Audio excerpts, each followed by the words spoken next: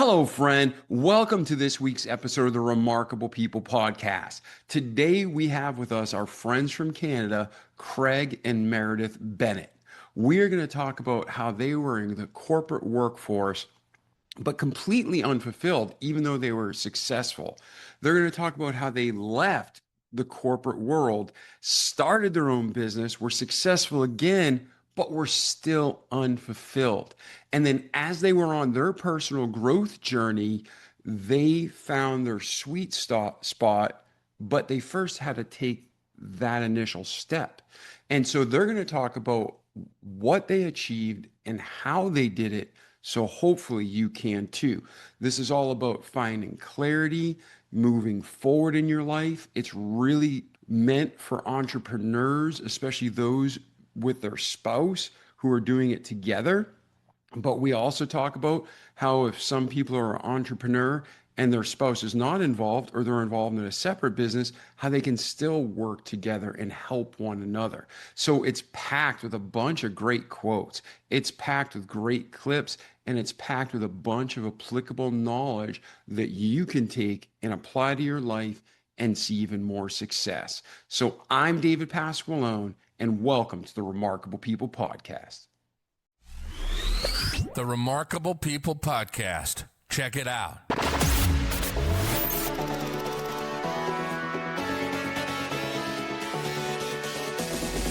The Remarkable People podcast. Listen, do, repeat for life.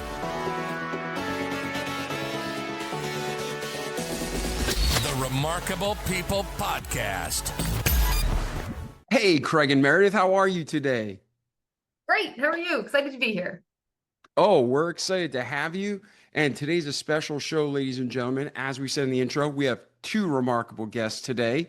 So, Craig and Meredith, before we get started, we might have listeners that they've been with us for all 6 years. We might have listeners that just started coming to the show, and maybe it's someone's first time. But if they commit to spending the next few minutes with us, what's one thing that you guarantee they're going to not only hear, but be able to walk away with and apply to their life to be even better? We're going to give them the cheat code to level up their life and their business through their relationship and show them how it's supposed to be fun. All right. That is important, right? We want to enjoy what we're doing, not just go through the motions. So, ladies and gentlemen, we're going to be back with Craig and Meredith right after this. And I'm sure, Craig, we haven't talked to you yet. There's a lot more to your story than just this, but that's dynamically important, right? Absolutely. We're definitely gonna talk to me as well. I'm gonna participate fully in this conversation. Don't you worry. Exactly. Two guests is the different way to moderate, and we're using one Zoom. So hopefully, ladies and gentlemen, we bring you great quality content as normal, but it's also in an organized manner. So check out this quick affiliate commercial, and we'll be right back with Craig and Meredith.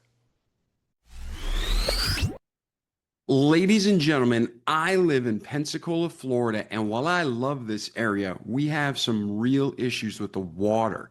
And when you have issues with the water, you not only have to think about what you're drinking and intaking, but what you're also showering or bathing in and what you're doing your laundry in. So for years, I moved here in 2007. It's a real issue when your towels get even the slightest moisture, they stink, and then they hold that funk.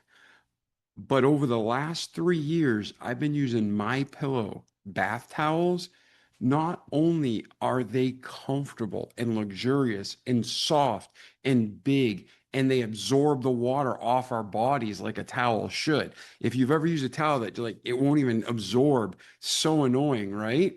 These are comfortable, soft, absorb. If you're watching the video, you can see I have gray and tan, but there's all sorts of colors and sizes.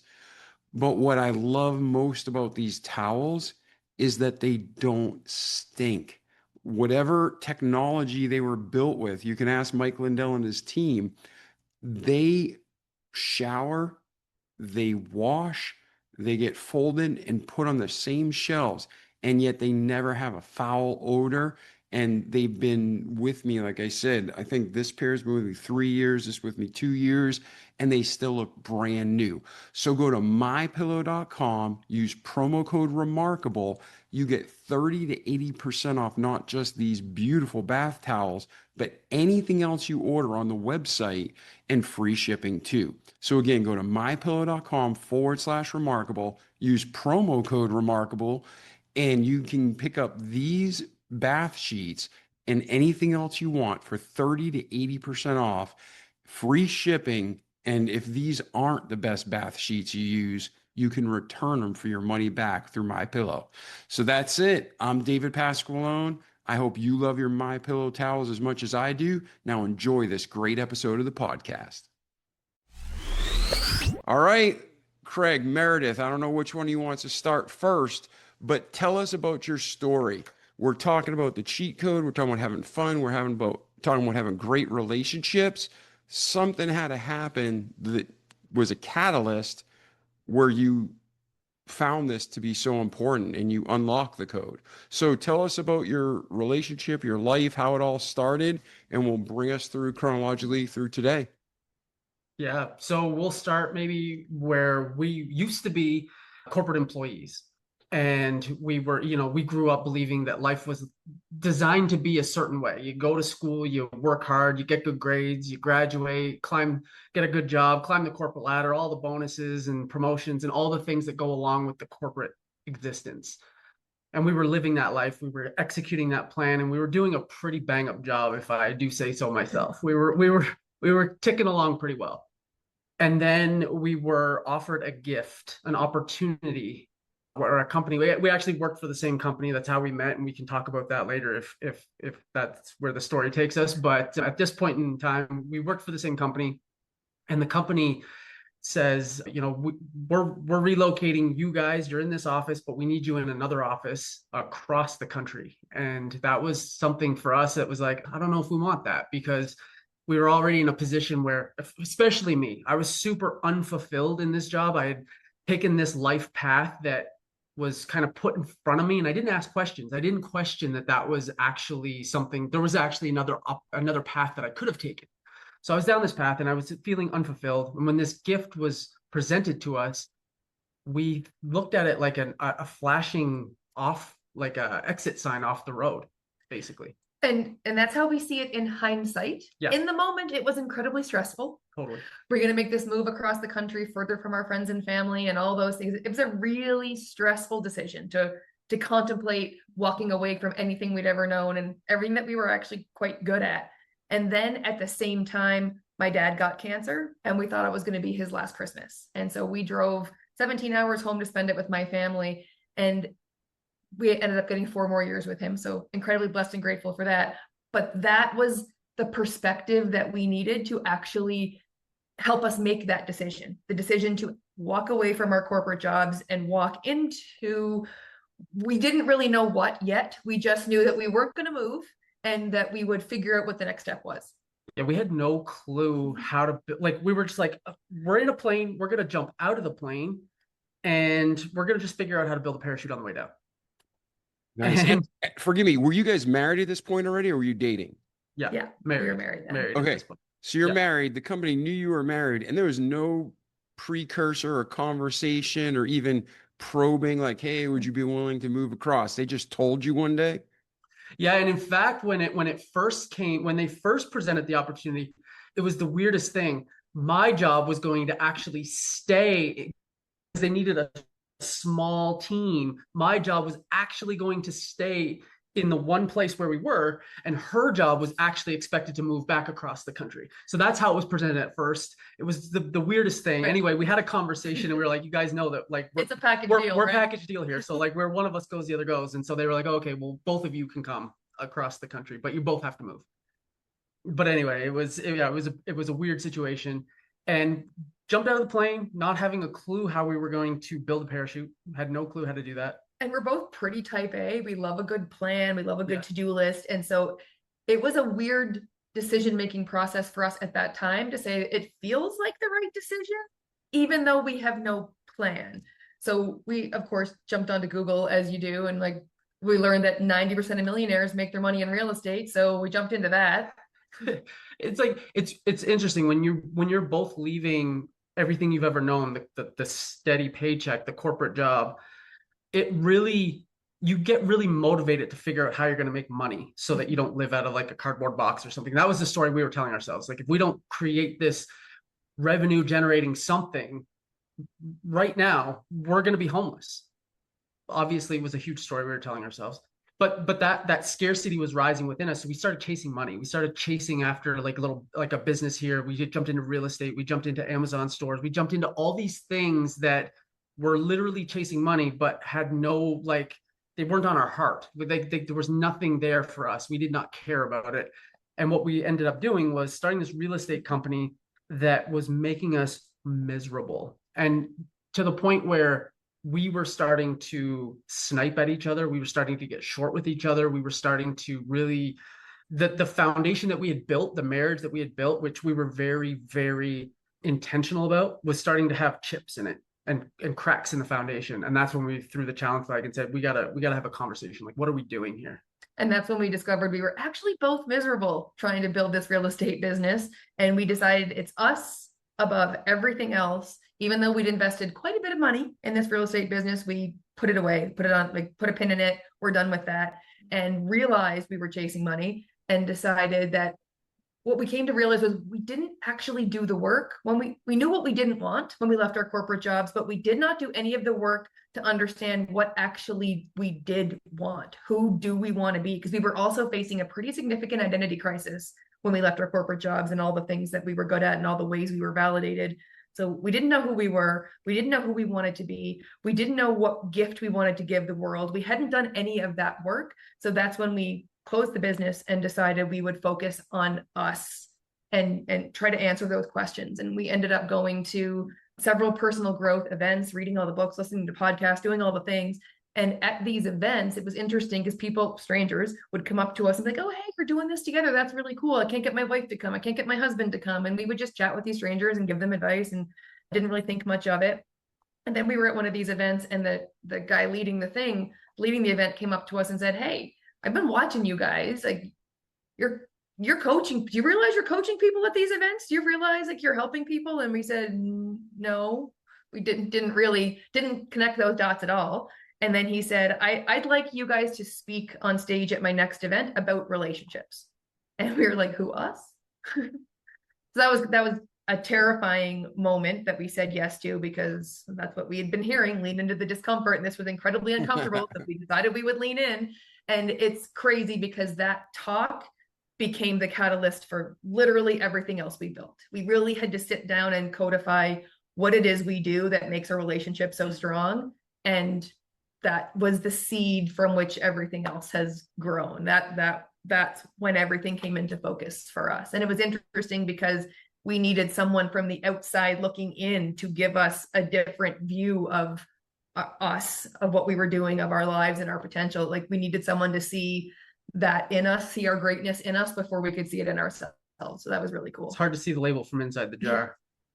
Yeah. And that's it's excellent that you shared that, because so many people, we've all been there at times. Some people live there, I'm 48, still want to know what I want to do when I grow up, right? But everybody's at a different place in life. And a lot of times we're searching. Some people believe in God, some people don't believe in God, but either way, they're searching, they're looking for the answer, so to speak, or what's my purpose, like you were discussing. And you were in the middle of moving and taking action. And then it was kind of brought to you, right? Yeah. It's interesting. That's one of the big lessons that we've taken from this whole thing is just start before you're ready. Just take the step. You're never going to know where you're headed, but like the path to how to get to where you want to go, but you can take the first step. And then once you take the first step, the next step kind of reveals itself. And maybe it's on the path that you thought you were going to take, and maybe it's completely on a different trajectory completely. But take the first step, and then the next couple will reveal themselves. And that's how we've basically operated this entire journey. And to our point earlier, where we're, recovering perfectionists, type A personalities, taking a step before you know actually where your foot's going to land is incredibly scary. but it's something that we've gotten used to doing over time. And what we've learned is that by doing that, it builds a confidence that as you do that, the next step does reveal itself every time. Yes. And then how do you identify what your first step is? Because the journey of 1,000 miles begins with one step. So Mhm. how do you identify that first step? If you're going to try to, it might be different in each situation, might be different for each person, but general, all houses are built on the same foundational concept, right? So Yeah. what is the way you'd recommend our listeners, hey, this worked for us. Try this to find that first step. I could tell you, don't just jump in without any sort of idea of what you want. Like, so what we did when we left our corporate jobs is we did not do that work to understand what is it that we're building? What is it that we want our life to be? To Mayor's point earlier, when we left our corporate jobs, we knew what we didn't want. That unfulfillment, that same old, sitting in a cubicle, doing the same work over and over again. We knew we didn't want that, but we hadn't done the work to actually map out what it was that we did want.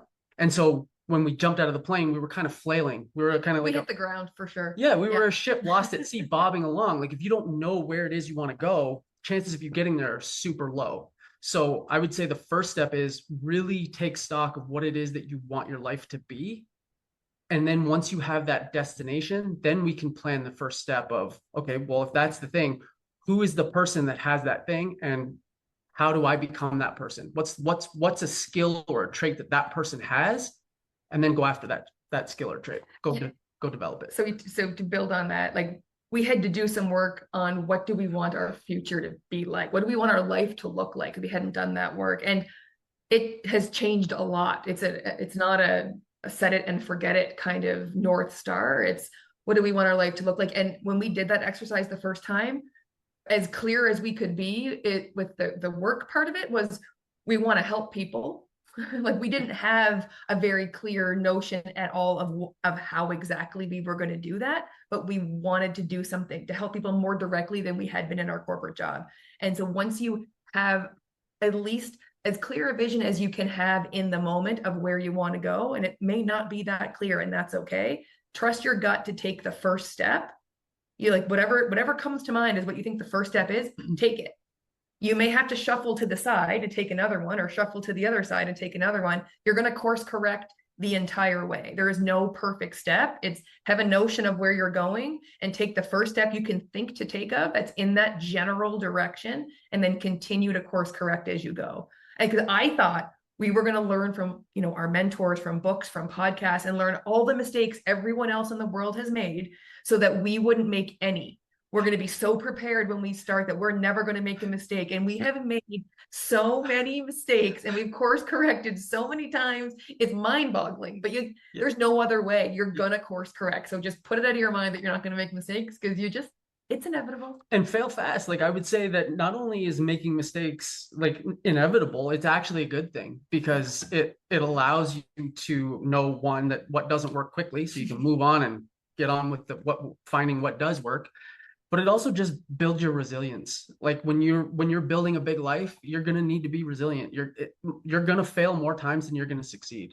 So fail fast and fail often. And then that's how you get to where you want to go. Yeah, I think that's awesome. It's like climbing a mountain. You might say, I'm going to climb this mountain, but you don't know what you're going to encounter on the way. And even if you're with an expert Sherpa who's done it 1,000 times, that doesn't mean stuff's not going to go sideways. So just be prepared to have obstacles and failure and challenges, right? So I think that's great. And I like how you guys said, you put a lot of time and money in the real estate company, but you just decided that's not what we wanted, so you shelved it. Yeah. So, okay. So now you're at this conference, a personal development speaker asks you to speak at his next event. Where does your lives go from there? So I would say our speech was excellent for first-time speakers, probably not so excellent for most people, but it was such an inflection point in our life that I look back on it with so much pride, even though I know there was oodles of room for improvement in the delivery of that talk, and everything about it left loads of room for improvement. But it was such an important part of our journey that I look back on it and I'm so proud of us for saying yes and for leaning into it. And from there, we really put our head down after that. up until that point, we had done a very good job of building our relationship foundation, but we hadn't really codified it, or we hadn't really ever documented what it was that we did. And so that talk forced us to do that. It forced us to, what is it like if you were going to share this with someone and help someone, how would you format it? How would you tell people what you do? And so that talk was the impetus for us to do that work. And from there, we built coaching programs, and we've built a community and a mastermind, and we help lots of people now, and it's really, it's fulfilling. It's a different life than we had previously with corporate. It just, I can't explain it with words other than I just really love my life now, other than, yeah. And continuing to make mistakes, like even after that, that inflection point of the talk and the codifying and that being the sort of the lane change that got us here, we still made an incredible amount of mistakes along the way. Like we still U-turned so many times. Like we built a program, we shelved the program, we built a new one. There was a lot of stopping and starting. There was a lot of Facebook ads that didn't work. There was a lot of going to events that didn't, there was a lot of trial and error, even with coaches, even with all that, to your point, you're going to climb a mountain, you're going to have a Sherpa, and that's really helpful because he can at least tell you the path that's going to have the least amount of holes and obstacles in it. But he hasn't climbed it in the last, 5 minutes. He's there with you. So he doesn't know if there's going to be a snake in the path that you're going to have to work around.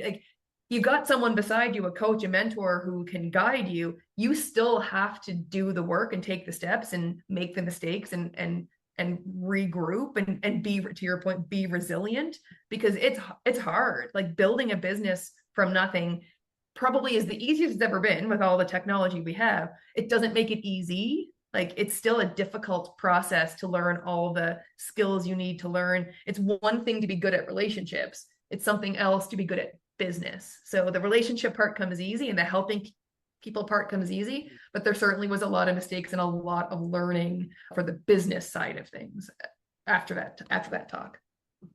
Yeah. And I think that's great because that's what this show's all about. We don't just talk about what the guests like you were able to achieve or overcome, but we reverse engineer it and break it down to the practical steps of how you did it so our listeners can too.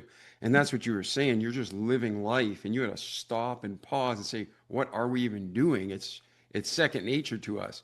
So you got to stop, evaluate, reverse engineer, and then not just put it out there, but you had to keep getting those revisions until you could get in a way to communicate to people what you're naturally doing or what you learn to do.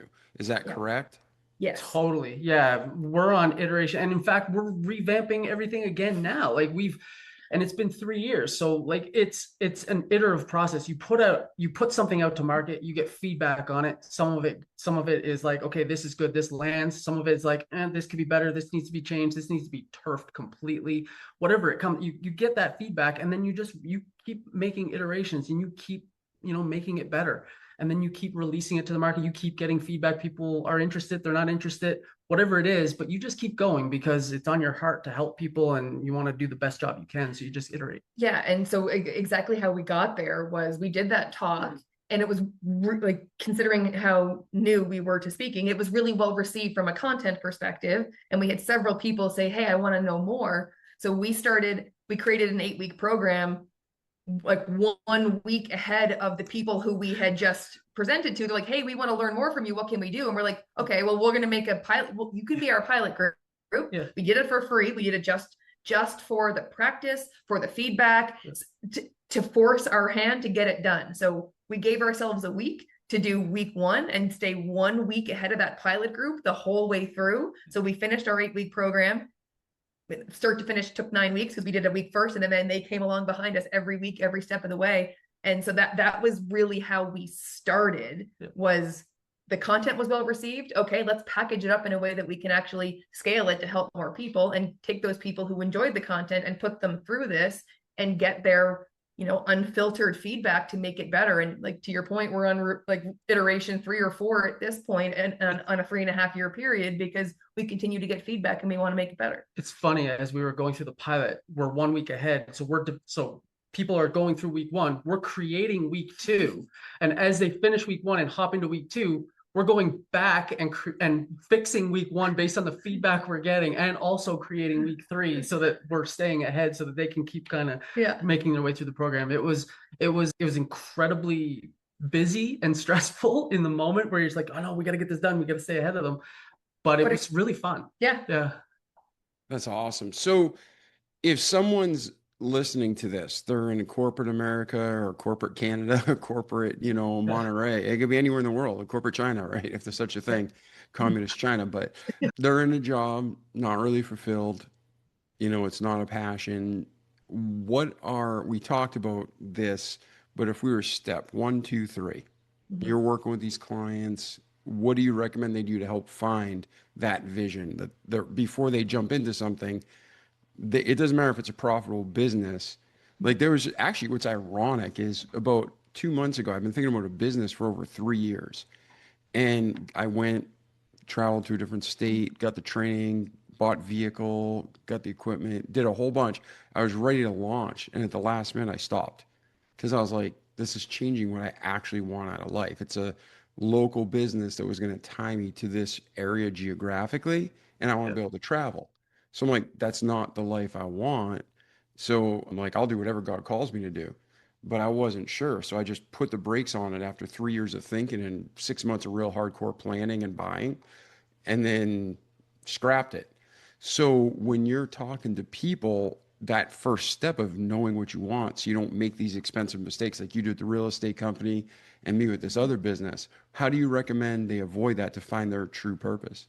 Yeah, it's funny because that's exactly the reason we shelved the real estate. It was tying us really locally, and that's the one thing we knew we didn't want. So we have that very, very much in common. Dropped a bunch of money before we realized that it was completely misaligned with what we wanted our life to look like. Yeah, and it's true because like my uncle, he's super close to me and he's in his, late 70s. My dad's in his 80s. My son's in the Air Force. My daughter's in California. And I'm like, if I start this company, like right now, I'm marketing and podcasting. As long as I have electricity and the internet, I can go anywhere in the world. So it's like, I can't just go visit them if I wanted to because it would tie me. And there's no shame in having a local based business. I just didn't feel like it was for me and you didn't feel like it was for you. So how do you recommend you figure out, a person listening, figure out what is right for them? Well, I think the first step is to dive into some personal growth so that you know yourself well, because that's something we never did in our corporate jobs. It was interesting because we were both really successful in our corporate careers without doing virtually any personal growth. The minute you slide over into entrepreneurship and try to run your own business, your business goes as far as you do. Your business grows as much as you do. And so that was a huge learning, that underrated learning I didn't expect. And so I think the first step, if you're unfulfilled in what you're doing, is to do some work on you to understand who you are, who you want to be, what lights you up, work on your mindset, on your resilience, because all those things are going to be super important. So I think personal growth is the first step. It's massive. That's one thing I do know, is that personal growth has been instrumental in helping us to get here. Mm-hmm. The other thing I'll say is find your calling by asking what have I gone through? What problems have I survived and experienced that I can now turn around and help someone else get through? Because a lot of times when we ask people, I just want, like, and it was same for us, is like, what is it that's on your heart? Like, what do you want to do? Like, I'm not really sure, but I do know I want to help people. And that's kind of been a theme for a lot of folks that we talk to, is like, I don't know, but I really want to help people. And so I would say is ask yourself the question of what have you been through? What problems have you solved that you could now turn around and help someone else work through? And then I think the third thing would be to start doing that. Like, I think it depends actually, because I think for us, we needed to be all in, like needing to survive, like needing to figure this out to survive. If we were trying to side hustle this off the side of our desk, I'm not sure we would have gone all in and figured it out. I think we needed that pressure and that push.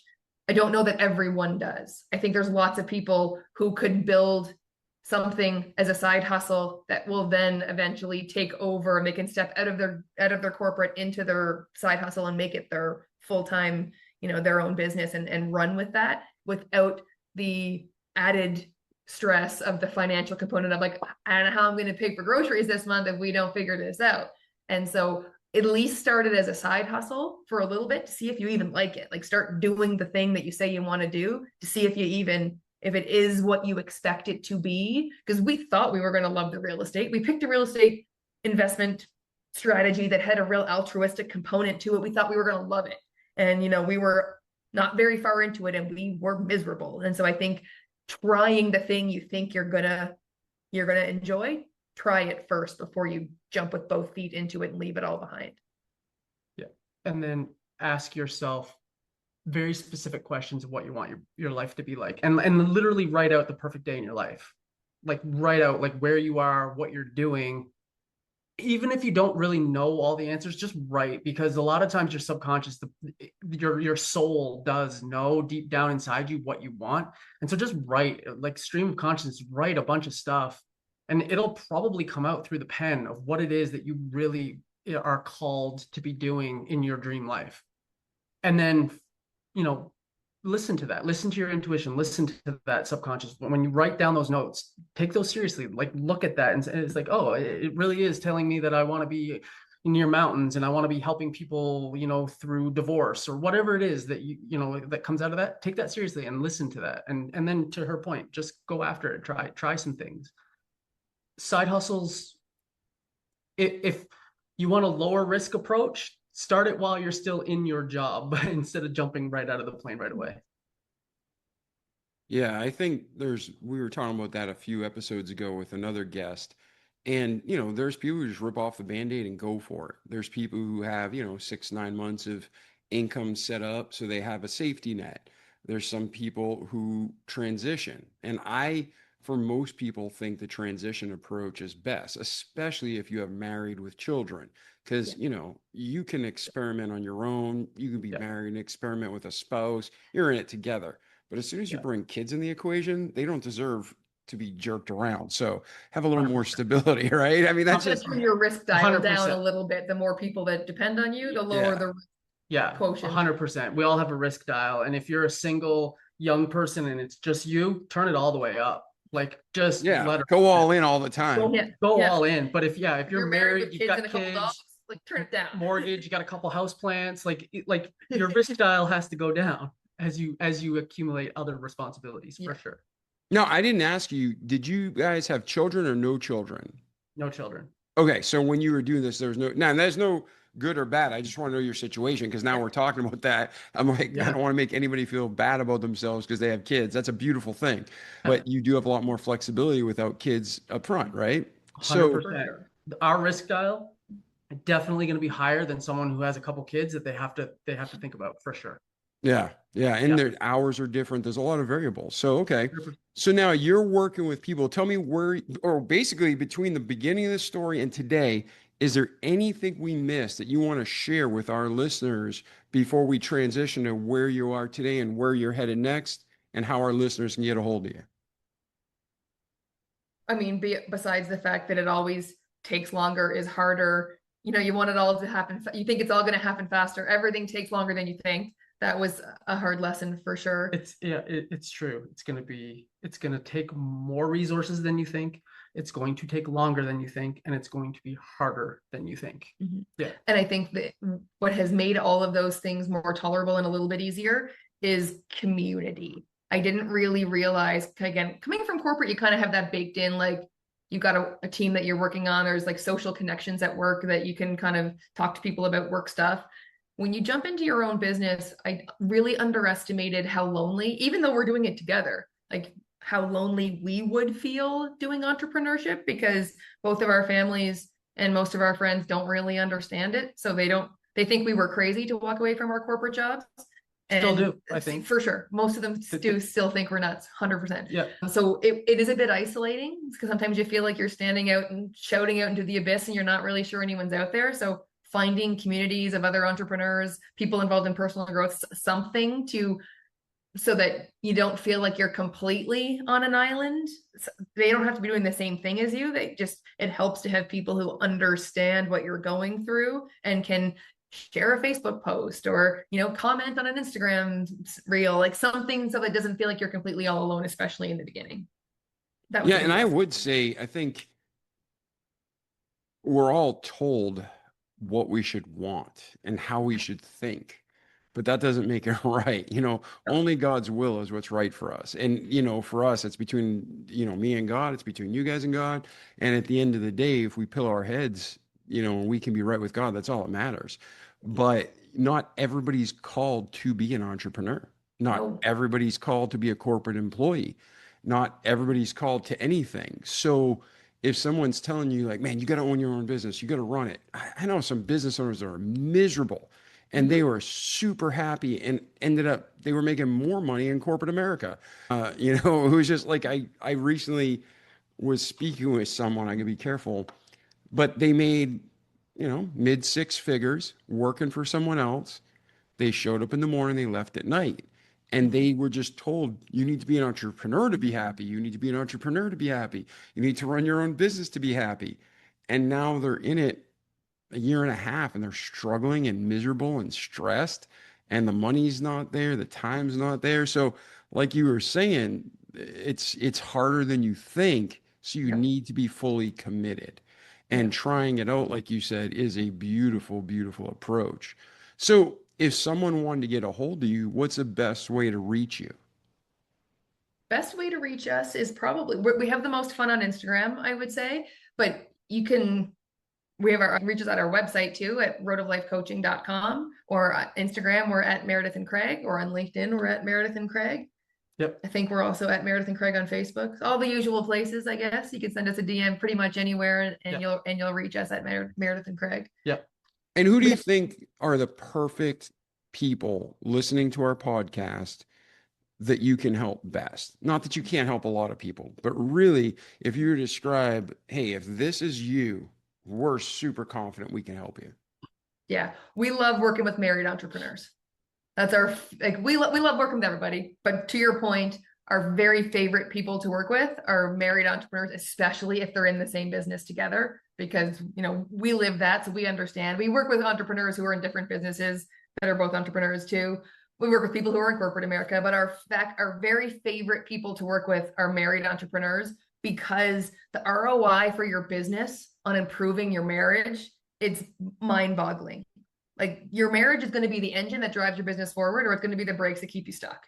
And you get to decide what that is. And the minute you can get your relationship dialed in, because when you think about it, we alluded to this at the beginning, actually, when you think about it, when your marriage isn't working, when your primary relationship is not working, you spend a lot of time and energy and attention walking on eggshells, trying to avoid the next fight, in the next fight, repairing after the next. It takes up a lot of your mental capacity when things aren't going well at home. And then you don't have that available for anything else. When things are dialed in and you are in sync at home, you have all of that time, attention, energy, and focus to dedicate to your business or to the other big goals you have for this big life you envision.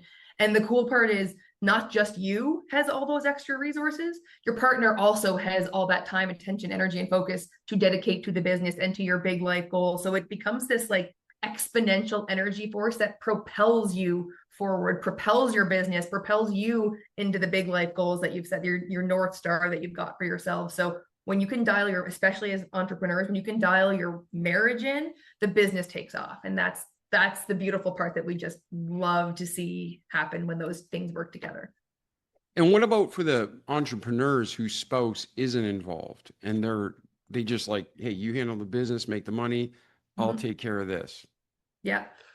Different set of problems, different set of issues. As entrepreneurs, we feel like we're problem solvers, not problem creators. So a lot of times when there's a business and problems are happening and things are coming up, what we find with entrepreneurs who are in the business and the other spouse is not, is that we're trying to protect the other person from the craziness that entrepreneurship can bring. And so we insulate them from that. We're not saying everything that's going on, so we don't want to stress them out. Over here, the other human being, as a meaning-making machine, is making up stories. And a lot of times they're making up stories that are way worse than the truth, that if we had actually told them what was going on, they'd be like, oh, why didn't you tell me? I could help you with that. Like let's join forces and do this. So one of the things that we really impart on entrepreneurs who are solopreneurs, still married, is to let them in, have the conversations. Don't feel like you have to be the knight in shining armor protecting them from everything. Bring them in, let them know what's happening so that they can be an extra set of ears, a shoulder, something, some sort of support for you as you're going through this journey. Because they sense when you're not sharing. Humans have an innate ability to sense energy, and they know when something's off with you. And when you don't share that thing that's off, that's when they start making up stories. The other big thing that comes up, especially when there's in a couple, when one's an entrepreneur and one is not, is because, like we talked about earlier, entrepreneurship is really closely tied to personal growth, because your business grows the way as much as you grow. And so sometimes you'll get an entrepreneur who's really working on themselves to be the best version of themselves because of the business, but their spouse is not so into personal growth. And when you have two people and one is growing and one is not, you're actively growing apart. So that's another one of the issues that comes up between a couple when one is an entrepreneur and one is either still in a corporate job or stays home or something else, that we got to work on that growing apart piece, because that's a real concern in that situation. Yes. And I think sadly, too many of us have seen that in our personal lives, in our friends' lives, in our coworkers' lives. So that's great that you address that, because that's such a core issue. Let's talk about fulfillment. So there's some people, they've tried so many things and they've been successful at it. Like you guys were successful at the real estate company, but you weren't fulfilled. And they're almost like ready to give up. It's like, man, you can have a great baseball player and they can also play football and they can also play golf. I'm like, I don't like any of it. You know what I mean? And there's people like, oh yeah, I did great in sales and I did great in marketing and I did great at laying sod. I did great at everything. What do you say to those people to encourage them not to give up and to help them find that passion? I think there's kind of two things at play. One is, if you are actually pretty good at a lot of things and you don't find fulfillment from any of them, I would take that a step deeper and lean into gratitude, because you may just not be fulfilled by those things, or you may be more apathetic and not fulfilled by anything because you're not looking for your fulfillment. What we look for, we find more of. So when we can lean into gratitude and appreciation and be grateful for all the things, we're more likely to be fulfilled by the life we currently have, because we're grateful for the things that we have. The other thing I'll say. Oh, go ahead. The other thing I'll say is that just go inward and understand, are you looking for something else to fill a need that's within you? Like, we have to be okay. We have to love ourselves. We have to be okay with ourselves first. If we're always looking for something external to us to make us happy, then we're never going to find it. We have to be happy first and then go do the things that help us become the best version of ourselves, or keep us fulfilled and feel like we're accomplishing something or giving back to the world in some way. If you're looking for that thing outside of you to just make you happy, you will be looking for a long time. You want to find happiness. Happiness is a choice. Like, it's something that you can do every day. It's 4 simple things, really. It's, to your point, gratitude, 15-minute walk, breathing, and just letting someone know that you appreciate them. Those 4 simple things are known to create happiness within someone. So if it's happiness versus fulfillment, just don't do a double check to make sure that you're not unhappy no matter what you do. And it's interesting because I would say, especially in corporate, both of those things applied. Like, unfulfilled and unhappy.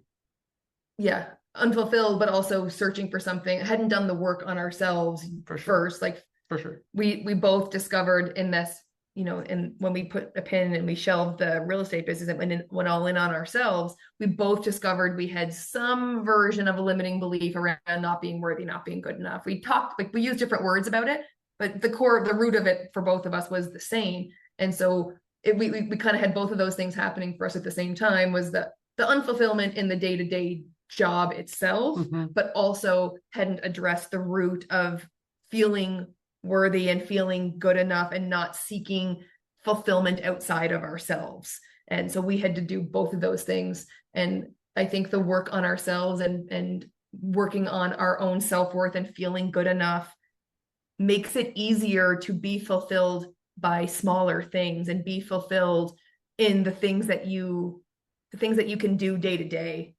Like we've got a lot of fulfillment in our life now because we're doing something that we love to do, and we have worked on ourselves to feel whole and enough and worthy of the big beautiful life that we want to live. So I think it got to come at it from both sides, that like what the work we did earlier, like that we talked about earlier, in terms of what's the gift I want to give the world, who do I want to be, that deeper look inside, and then also, am I seeking validation externally, and therefore will only find fulfillment with things outside of me.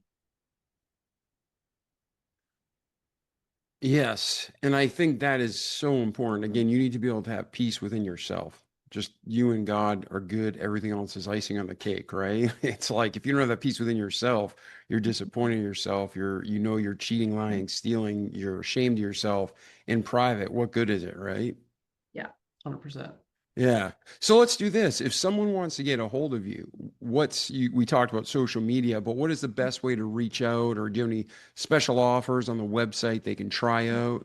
Yeah, actually, we've got two things that are people really seem to enjoy. One, we have a quiz. Everyone loves a quiz, right? Like we like to know where we are and how everything stacks up. So we're writing a book right now called the 200% Marriage. So the quiz is called the 200% Marriage Quiz, and it's got a bunch of, a whole bunch of questions that give you a sense of how you stack up in the different elements of our framework, like the 5 commitments that we have in our framework. And then so that kind of gives you a snapshot of where you are in time. And then if you want to take some action and actually start to make some change in your relationship, We've got something really cool called the 33-day infinite love relationship challenge. It's an email, it's a daily email. You can get into your inbox every day. And it's based on the concept of small hinges swing big doors. It's meant for busy people, entrepreneurs, people who, we don't have hours and hours of time to dedicate to something because we're so focused on, we've got so many responsibilities, family, business, relationships, all the things. So the task, you get a daily email. It's a funny kind of little anecdote, a little story, and then one action that you can do. Full disclosure, one of them takes 33 minutes. That's the most time that'll take. The rest, usually they're about 5 minutes. One even takes 6 seconds. So it's a 33-day challenge right into your inbox, and then you can just take the action every day. It's really fun. Awesome. Well, I appreciate you being here. I know our listeners did too. Before we wrap this up, Craig, Meredith, both, do you have any final thoughts that you want to share with our community? Yeah, I want to say that life, but especially your relationships, are meant to be fun. For some reason when we become grown-ups, we feel like fun becomes less important. Like kids, fun is the main driver, but as we grow up, fun does not become our main driver. All of our responsibilities seem to override our desire for fun, and fun might make it on the to-do list if it's at the very bottom.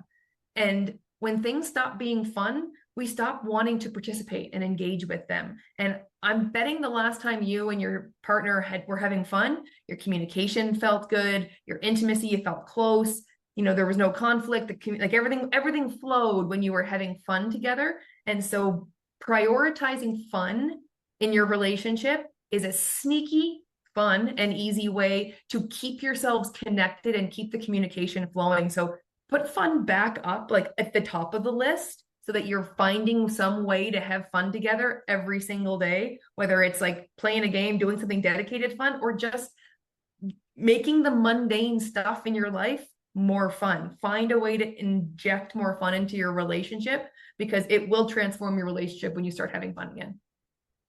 And the other thing I will say is that, and I didn't always recognize this, that on this journey, it was something that I had to really learn, is that the universe is always working in your favor. So no matter where you are, you're where you're meant to be. So if you're in a place right now where you're currently unfulfilled or unhappy, or not feeling like it's where you're meant to be long term, it's a season. It's it's for now. It's to learn a lesson. It's to get an experience so that you can carry it into the next season, the next opportunity, the next thing that you're meant to be doing. I never gave enough credit to the fact that all the problems and all the things that you go through are meant for you so that you can play that hand and win at it and go into the next. And so you can go into the next hand. Excellent. Yeah, I think both of what you're saying, how we need to, life's not always fun. There's times we're going to dig in, but I know what you're saying. Make that a priority. Try to make everything fun because a good attitude changes everything, even in the worst circumstances. And then with having our relationships and having that unified vision, that's so important. So thank you guys for being here today and sharing with us your life story and your experiences and kind of what you're doing to help people across the world. I really appreciate it. Oh, thanks for having us. Thank you for having us. Yeah, it was a blast. Had so Yeah, much man, fun. definitely. So, ladies and gentlemen, if you have any questions, whether you listen to the podcast player, you're watching it through our website or on Rumble, you can click the link and check out all of Craig and Meredith's information and then reach out to them, continue the conversation, take that free quiz. I'll try to also put a link in our show notes for that. And then if you need anything else, as always, let me know. We'll do our best to help you. Share this episode with your friends and family. And hopefully we can help as many people as we can around the globe grow and become even better humans, right? So Craig, Meredith, thank you so much for being here today. Our pleasure. Thanks for having us. Thank you for having us. Oh, you're welcome. And ladies and gentlemen, we love you and we'll see you in the next episode. Ciao. The Remarkable People Podcast. Check it out.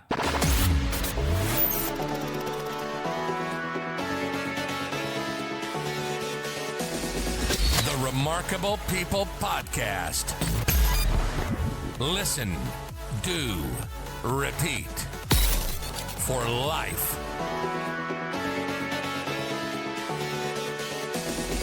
The Remarkable People Podcast.